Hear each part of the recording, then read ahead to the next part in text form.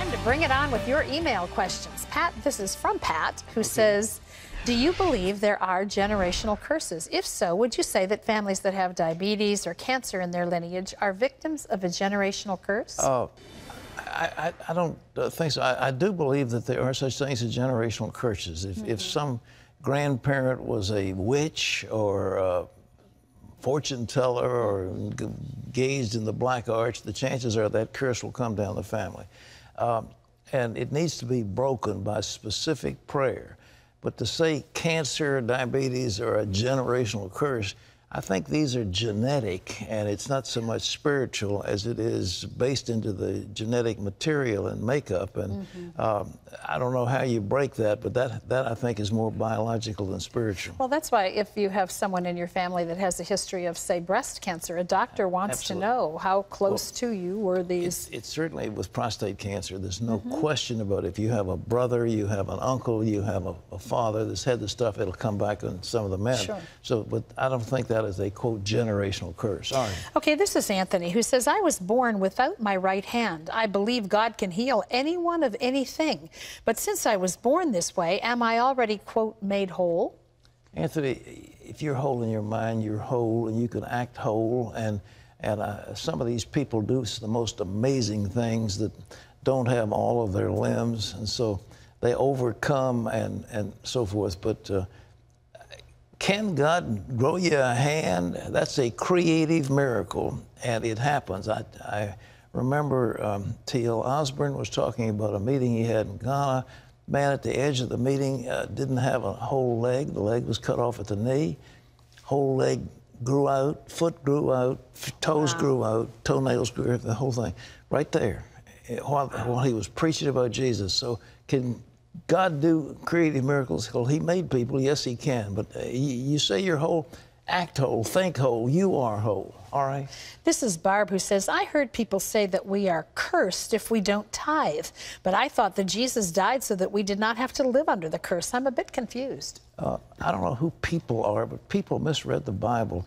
The book of Malachi says about the whole nation, he said, you're under a curse because you as a people have been withholding the tithes from the Lord, and you haven't been building his house, and you haven't been attending to the proper thing.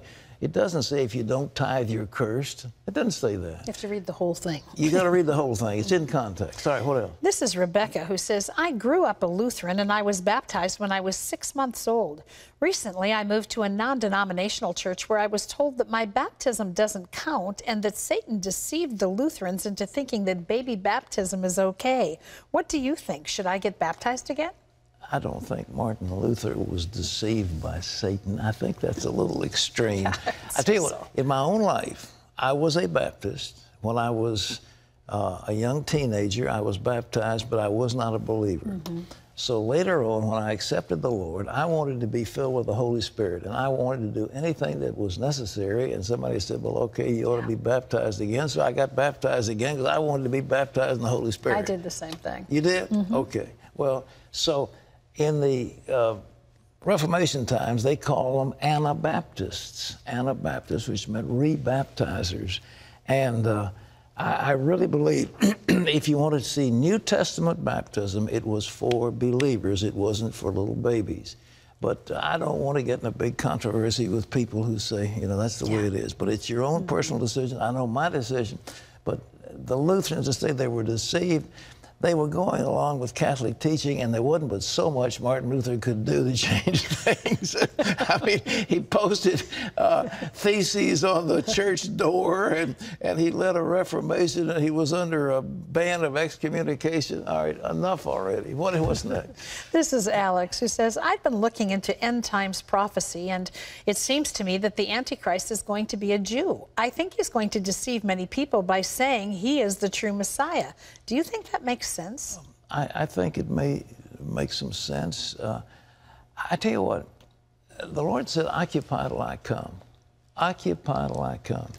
And he didn't say speculate on the Antichrist. And I think we spend so much time speculating on the tribulation, speculating on Antichrist, speculating. There's a world out there that needs Jesus. And our job is to occupy till he gets back. And to spend our time saying, is he going to be a Jew or not? I think they're Antichrist figures. It's an Antichrist spirit, and it's a spirit of rebellion against God. Who knows? I certainly think the modern day Islamic people, the people from Islam in the early days at least, had an Antichrist spirit. They speak against Christ. And there are others who do the same thing. So, but is he Jewish? Is he Arab? Is he North African? Is he from Europe? Where is he? I don't think we know. And I just don't think we know. But what you said can make plenty of sense. But I wouldn't spend a lot of time meditating on it.